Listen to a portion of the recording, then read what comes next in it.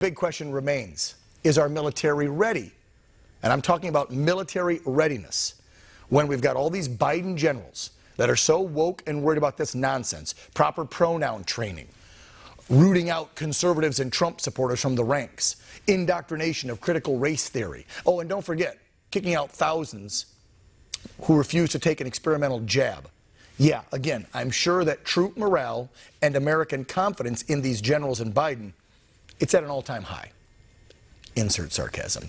Now, during that same hearing before the House Armed Services Committee yesterday, the Defense Secretary Lloyd Austin also testified. And as we showed you on last night's program, Florida Congressman Matt Gaetz slammed Austin for not preparing our troops properly and, again, being more worried about wokeism than wartime readiness. Here's some of that exchange. Are you aware of the briefings we get on hypersonics? I am certainly aware of briefings that we provide to Congress. But it's not just the hypersonic. It's all over the world. It's in Taiwan, where China last year flew more sorties than ever before. It's North Korea, on pace to shatter prior records, the number of missiles that they are testing. And so while everyone else in the world seems to be developing capabilities and being more strategic, we got time to embrace critical race theory at West Point, to embrace socialism at the National Defense University, to do mandatory pronoun training. Do you assess? You know, again, this is the most capable, the most combat credible force in the world. It has been, and it will be so going forward. Not if we continue down this path. To do that. Not if we embrace socialism. The fact that you're embarrassed by your country. Oh no! I'm embarrassed by your leadership. I am not embarrassed for my country. I wish we were not losing to China. I wish we were. You know what? That is so disgraceful that you would sit here and conflate your failures with the failures of the uniformed service members. You guys said that Russia would overrun Ukraine in 36 days. You said that the Taliban would be kept at bay for months. You totally blew those calls. And maybe we would be better at them if the National Defense University actually worked a little more on strategy and a little less on wokeism. Has it occurred to you that Russia has not overrun Ukraine because of what we've done and our allies have done? But that was baked into your flawed assessment. That was baked into your flawed assessment. And so I saw that the Obama administration tried to destroy our military by starving it of resources, and it seems the Biden administration is trying to destroy our military by force-feeding it wokeism. Whoa, heated exchange there. Looked like one of those two guys was going to say, step out back for a moment. Let's welcome back to the program Florida Congressman Matt Gaetz. Matt, you know, from my days serving 20-some years ago under Clinton and watching the massive base closures and downsizing, as they called it back then, of our military, to then Obama doing the same of defunding, and now watching Biden and these woke generals, what is it with Democrats and liberals?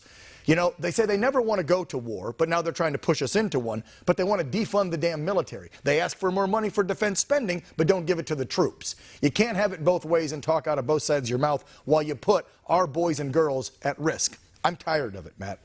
The problem with these grifter generals is that they are focusing on things that are deeply unserious, like the wokeism, like the critical race theory, like the gender training. And Dan, the problem is, as you well know, as someone who's worn the uniform, we are losing the capability to be lethal, to be survivable against our pacing challenge, which is in fact China. So here's what I'm announcing today. I am sending a letter to Secretary of Defense Lloyd Austin asking him to declassify last month's briefing on hypersonics. I wish I could tell you the capabilities the Chinese have that we don't have in hypersonics, but that's classified. And so if the Secretary of Defense will make that information available, then we'll see all the work we need to do to catch up, and that's a critically important thing to focus on. You know, here's what upsets me so much, Matt, as a veteran, okay? I was always taught we respect the chain of command, and I've always done that until now. Again, I'm a civilian. This is an opinionated talk show. But when I look at these woke generals and I look at the alleged commander-in-chief who's supposed to be making the calls, I have lost all respect. And whatever the hell happened, by the way, to us questioning our government. You know, that's what liberals used to be. They used to be the ones going, we're always questioning because the government's corrupt and you conservatives, you Republicans are all in bed with big business and the bureaucrats. Well, I don't know if that was true or not when they said it, but let's look at the 180 flip that's happened now, where look what that former general, now a woke defense secretary, did to you. Tried to act, Matt, like you aren't proud of your country or your military because you're simply questioning leadership. You can't question these people anymore, or they try to throw you under the bus like you're not a patriot. You're not American anymore. I'm sure that got you hot under the collar, I could tell. It definitely did, but it's also the tell that they don't know what they're doing. The American people should never trust anyone who says, well, if you criticize me, or if you ask me tough questions, or if you want to know the basis for the positions I've taken, that somehow you're unpatriotic, that you don't love your country. See, to me, asking tough questions, demanding that my taxpayers are well represented, that's what patriotism means. And there's certainly nothing patriotic about falling behind, about blowing calls. Let's remember, Dan, these were the folks that said that the Taliban would be held at bay for months, that the Ukrainians would fold in hours or days. And so there's a fundamental problem when it comes to like knowing the enemy, knowing the capability of allied forces.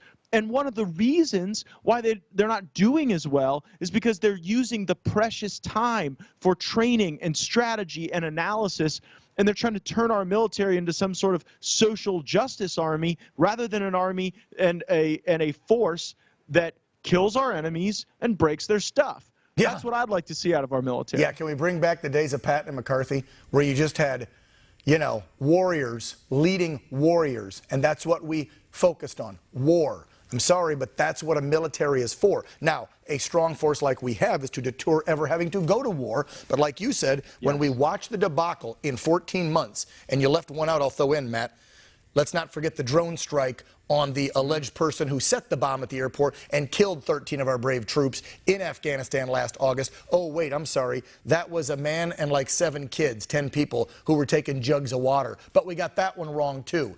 And also, we can't question, Matt, either, us getting involved in Ukraine these days, because if you question Ukraine and their government, which is corrupt, just like Russia, and you question that, then you're being unpatriotic. You're being a Putin lover. You're being a Russia lover. No, we're questioning. And you understand what it is to be in a republic. You're representing me, us, we the people, not the government. It is a dangerous neighborhood in Eastern Europe. We certainly hope that freedom wins and that Russia loses, but that doesn't mean that we should take actions that harm our country. Now, I was on the short end of a very lopsided vote several hours ago, where only Marjorie Taylor Greene and Thomas Massie and I voted against legislation that was purported to be the great punishment for Russia and Belarus on sanctions. But in that bill, they extended forever the Global Magnitsky Act, which would give the Biden administration the authority to sanction almost anyone in the world that they deemed a human rights violator. So, like, you know, today that might look like war crimes in Ukraine, but like 2 years from now, 18 months from now, you could be looking at a circumstance where if another country doesn't adopt the woke theory of like gender reassignment surgery or teaching about sexual orientation to second graders, exactly, their whole world could come down. So we should not be giving that authority to an administration that, like you said, seems to be blowing every call and seems to be evangelizing values that are not American values. Matt, thank you for pointing that out, because I am sure later today or tomorrow the headlines are going to read that you, Massie, and Marjorie are Putin-Russian lovers because you went against the sanction bill. So thank you for clarifying on this program. Our audience will know the frickin' truth. 2 quick things, nothing to do with war and our woke military right now. Pardon me, woke generals. Your boss up there, the Speaker, Miss Wear the Mask or Get a Fine, has COVID, I heard. Auntie Nancy Pelosi got COVID today? What? Yeah, there's been like all kind of crazy news on the Hill today. There was a fox with rabies. There's a speaker with COVID. I certainly hope we don't have those like mixed up and crossways, because that would be very bad. Obviously, I wish the speaker a healthy recovery. And Nancy Pelosi is a very, very tough lady, if you're allowed to say lady anymore. And I'm betting on Nancy Pelosi, not coronavirus. I'm betting on her to prevail and to be back to work. Well, isn't she thrice vaxxed? Wish her the best. She got 3 or 4. I mean, she's boosted up the wazoo. Anyway, last one I got to get you on real quick. How many of these? Go ahead. I know. Is McConnell. Did I hear that the senator admitted that he has donated to Liz Cheney's campaign for re-election? That would be, you know, very in keeping with sort of the uniparty in Washington, D.C. The McConnellites, the Cheneyites, you know, they really view their role in Washington as dictating terms to the American people. They've grifted off the American people for a great deal of time. And so I think it just shows who Liz Cheney is, that she's having to sort of, cozy up to like the John Boehner, Mitch McConnell, Mitt Romney wing of the Republican Party. I don't think that's going to be very successful in a Republican primary in Wyoming. But, McConnell and Cheney are both of Washington, and so it would make sense that they would be in common purpose politically. Well, guess what? Their days are numbered. Congressman Gaetz, thank you so much for having the fortitude to stand up. I know that Mr. Austin, just in his appearance, is a very tall, large, big gentleman, probably, a very demeaning character. People get intimidated by him. He was a 4-star general. I'm sure a lot of congressmen and women are like, ooh, I don't want to challenge him. But by golly, that's what it takes, challenging the bureaucrats in charge. So thank you, Congressman, for that. You take care of yourself. I wish they wouldn't screw up so much. I wouldn't have to challenge him as much, and I hope he declassifies the documents that prove him a liar. I would love to see it, but I won't hold my breath. Take care, Matt. Take care.